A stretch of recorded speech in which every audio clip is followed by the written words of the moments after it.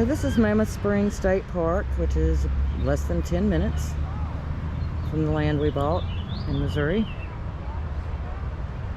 or that we're buying in Missouri. We haven't closed on it yet, but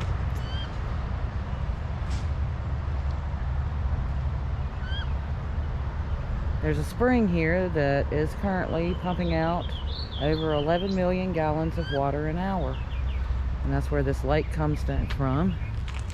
And it goes into the Spring River over there, and it forks right there into the Warm Fork and the Spring River.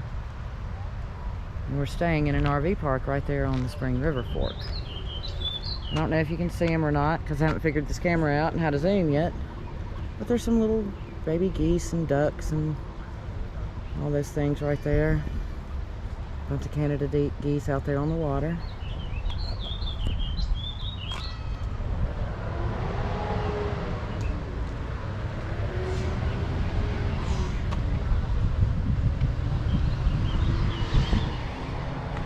There's Larry and Eli over there walking. I'll let them get ahead of me because they'll start them fussing. Here's a cannon. I'm sure there's a sign somewhere here that tells me what that's about. There he is. Over there. We're looking at the lake again. There's an old mill site here, and there was a hydroelectric dam down from the spring. You can see it from Highway 63 as you drive past it, the water coming over it, and we're right down from there. What are you speaking? What are you speaking to?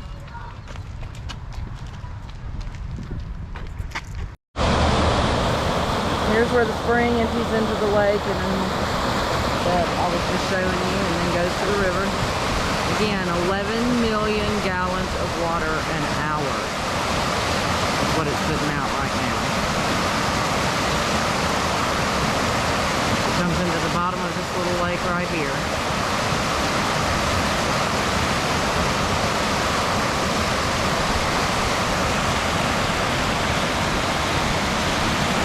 And from where we bought land, we can be here in like 7 minutes.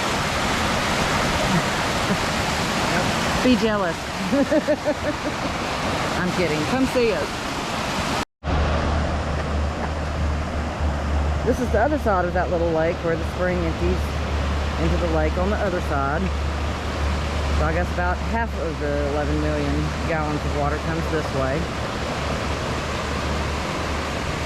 There's a lookout point over there if you can see it. We haven't been up there yet. And I see there's all kinds of pretty flowers that I'm not familiar with, so I'm going to get to learn all new kinds of plants and butterflies, wildlife. If I had to guess, I would say that's a coreopsis. Oh, and that's a bachelor buttons. I have tried and tried and tried and tried and tried and tried to grow these at home, and I can't. They always die. So maybe I can grow them up here. It's either a bachelor buttons or a cornflower. I think it's a bachelor buttons.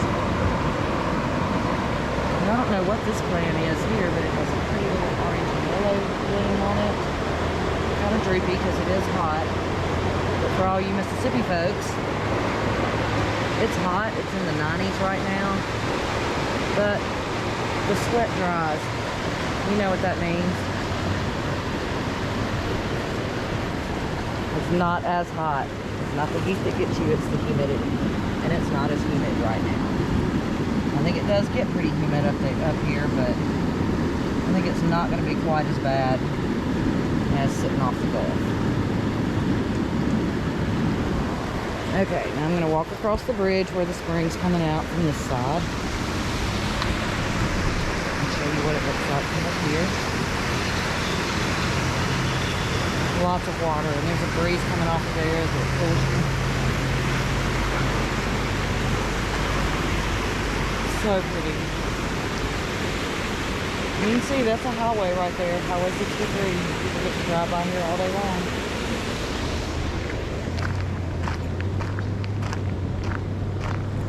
Okay. This is the other side of the lake. No swimming, strong current. You can see the way it curls around right there. I can, maybe you can too. I think that would probably pull you under pretty fast. The water's about 58 degrees all the time.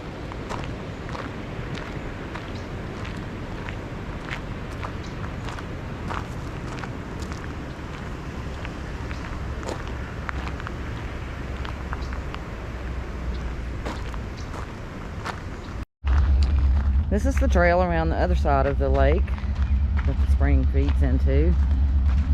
Right over here to my left, we can't see it, but there is a national fish hatchery. And it's a very rocky path. I just almost broke my leg. But there's a fish hatchery over here somewhere where they put trout and walleye in the river on a daily basis. So if you like fishing, this is a good place to be.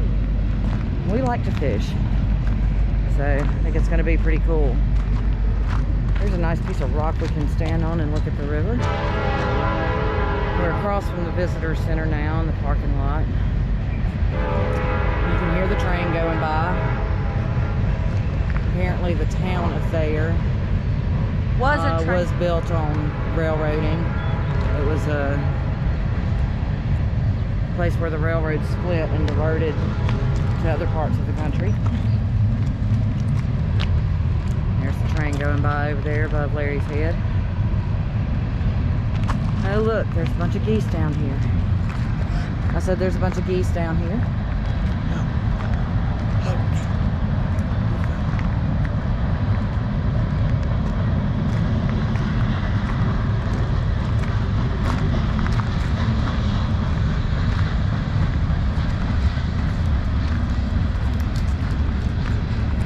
Really had time to fool with this camera much, y'all. I'll learn how to work it better where I can get better shots. But a wide angle certainly works for this because it's big and it's pretty. And it's home almost. It will be soon, hopefully, if nothing goes wrong.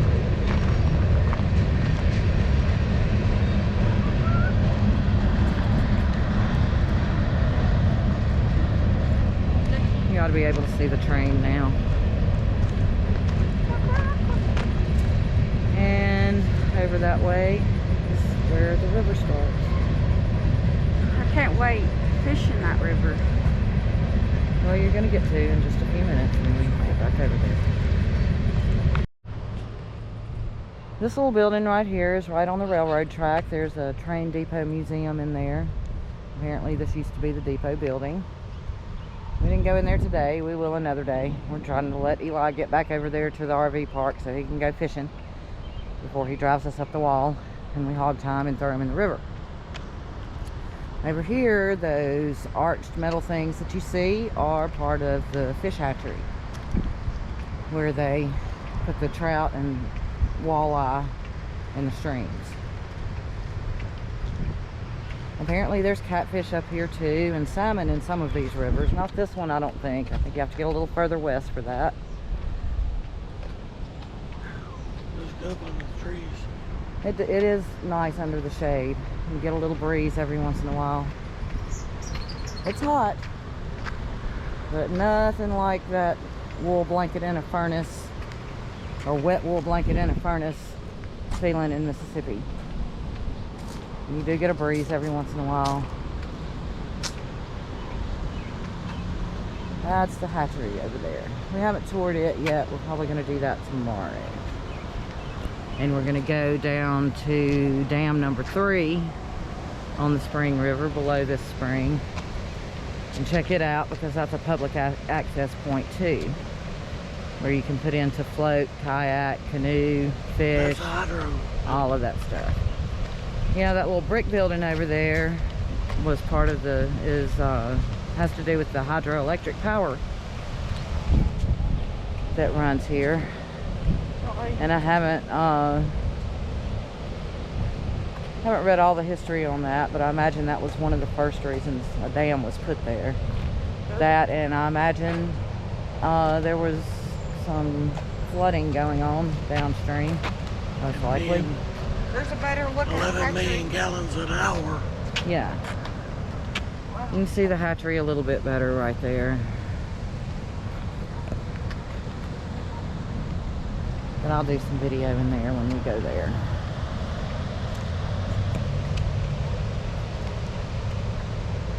Okay, we've almost looped back around to the visitor center now.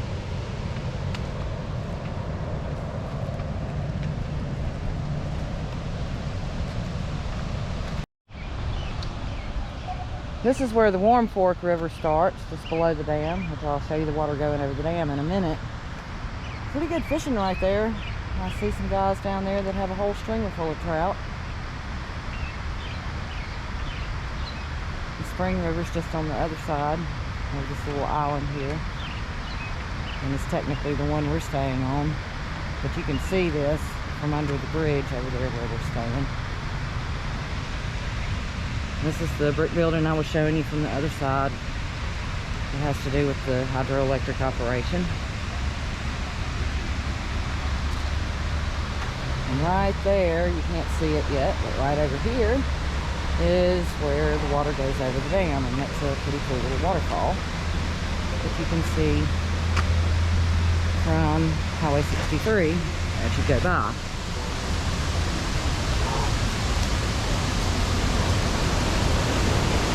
See it too good from right there, but you can see the white water right on the other side of the building. So I'm going to walk on around the building and show you from the top.